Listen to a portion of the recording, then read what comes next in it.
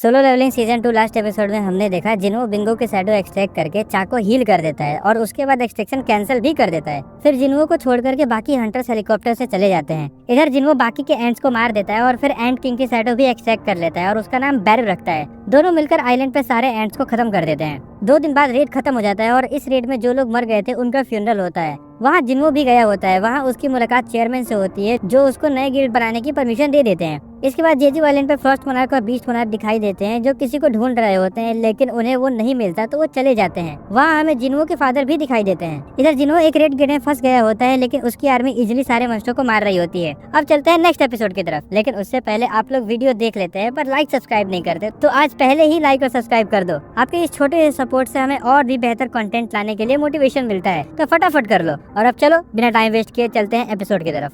Season 3 episode 1 start होता है और हमें दिखता है एक हंटर जो डंजन के अंदर होता है। तभी अचानक से उसके सामने एक मॉन्स्टर आ जाता है। वो और कोई नहीं बल्कि फ्रॉस्ट मोनार्क होता है जो हमें सीजन 2 के लास्ट एपिसोड में दिखा था। वो यहाँ किसी फ्रेगमेंट ऑफ लाइट को ढूंढने आया था, बट यहाँ भी उसे कुछ नहीं मिलता। वैसे फ्रेगमेंट ऑफ लाइट कौन है ये अभी तक रिवील नहीं किया जाता, बट मुझे पता है, लेकिन अभी स्पॉइलर नहीं दूंगा। अगर आप लोग जानते हो तो कमेंट में जरूर बताना। तभी वहाँ एक और मोनार्क आता है। वो देखने में काफी अजीब और क्रीपी लगता है। वो दोनों ईस्ट के एक जगह के बारे में बात कर रहे होते हैं जहाँ शैडो मोनार्क है। मतलब बेसिकली वो जिन्हो की बात कर रहे होते हैं। फिर दूसरा मोनार्क बोलता है ग्रेटेस्ट फ्रेगमेंट ऑफ लाइट भी उसी कंट्री में है। तभी फ्रॉस्ट मोनार्क एक स्ट्रॉन्ग प्रेजेंस महसूस करता है और हमें दिखता है कि वहाँ एक और हंटर आ रहा होता है। आप लोग गेस करो कौन हो सकता है ये। फ्रॉस्ट मोनार्क समझ जाता है कि ये उसी की चाल थी हमें यहाँ बुलाने के लिए। तभी वो हंटर बोलता है तुम लोग कहीं कोरिया की तो बात नहीं कर रहे। फ्रॉस्ट मोनार्क कहता है अगर हम बात कर भी रहे हो तो तुम्हें क्या। इधर वो दूसरा मोनार्क एक पोर्टल खोलता है और फ्रॉस्ट मोनार्क को बोलता है हमारे पास इन सब चीजों के लिए टाइम नहीं है। फ्रॉस्ट मोनार्क भी कहता है अगर तुम हमें रोक सकते हो तो रोक लो,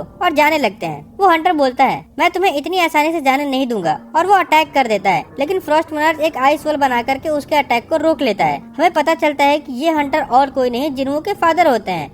फिर सीन शिफ्ट होता है और हमें एक रेड गेट दिखाया जाता है जिसमें जिन्हो गया था। वहाँ अब उसका सामना डंजन के बॉस से होता है। बॉस काफी गुस्से में होता है और बोलता है तुमने अब तक बहुत अच्छा फाइट किया और जिंदा भी हो, बट अब तुम चारों तरफ से घिर चुके हो। इस जंगल में चारों तरफ मेरी आर्मी पहले से ही छिपकर बैठी है। फिर वो अपने आर्मी को आवाज लगाता है, बट बहुत देर तक वहाँ कोई नहीं आता। जिन्हो स्माइल करता है और अपनी शैडो आर्मी को बाहर आने के लिए कहता है, और हमें दिखाई देता है कि जिन्हो की शैडो सोल्जर्स ऑलरेडी सब मॉन्स्टर को मार चुके थे और वो लोग उनकी डेड बॉडीज लेकर के बाहर आ जाते हैं। ये देख करके बॉस और भी ज्यादा गुस्सा हो जाता है। फिर वो अपने बचे हुए मॉन्स्टर को अटैक करने के लिए बोलता है, लेकिन इधर जिन्हो भी अपने शैडो सोल्जर को भेज देता है। जिन्हो के शैडो सोल्जर आसानी से सारे मॉन्स्टर को मार देते हैं। अब सिर्फ बॉस बचता है। वो ये सब देख करके गुस्सा हो जाता है और जिन्हो की तरफ अटैक करने के लिए आगे बढ़ता है, लेकिन तभी टस्क अपने ग्रेविटेशन मैजिक का यूज करके उसे जमीन पे पटक देता है। फिर जिन्हो बॉस के पास जाता है और कहता है मेरे सवालों का सही जवाब दो तो शायद तुम्हें कम दर्द होगा। लेकिन बॉस कुछ बोलने से पहले ही मर जाता है। जिन्हो समझ जाता है कि सिस्टम फिर से इंटरफेरेंस कर रहा है। तभी उसे याद आता है डीमन कैसल क्लियर करने के बाद उसे एक की मिली थी जो सिर्फ लेवल 100 होने के बाद ही यूज हो सकती थी।